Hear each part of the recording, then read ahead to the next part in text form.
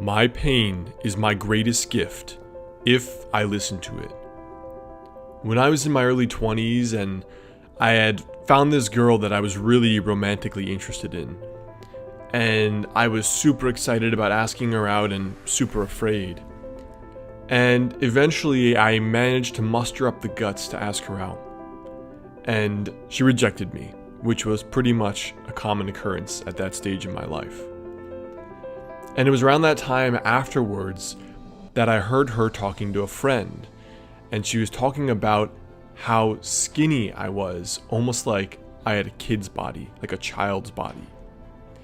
And this was one of those things that kind of struck me to the core because it was something I was always insecure about, that I didn't have my ideal body, that I was born really skinny, I had those kind of genetics. But it was the pain from that rejection, and from many others, not just that one, that drove me to want to become the kind of person that I would respect, that I would admire. The kind of person that was hungry to improve his life, that thought, hey, Alex, you're great now, but you can do a hell of a lot better. It was that pain that became my gift because I listened to it instead of just complaining. It was my pain sitting at a meaningless job for 40, 50 hours a week, wondering what the purpose of my life was, sitting there on a piece of land, earning my salary, dying day by day, death by 1,000 cuts, wondering what my purpose was, what the point of all this was. If I'm gonna die tomorrow, why do this? I didn't want to be at that job. It was that pain that drove me to become my own boss, to become an entrepreneur who could do the things that he formerly thought was impossible. Because I never in a million years thought I could become an entrepreneur.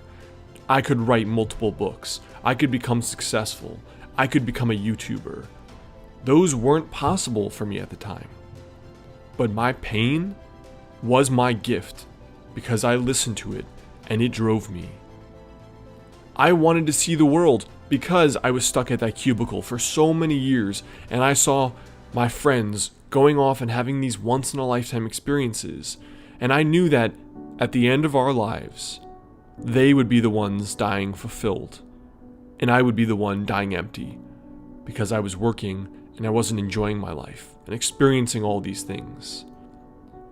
But just like you can run away from love, you can ignore the pain and continue living the same life and being the same person.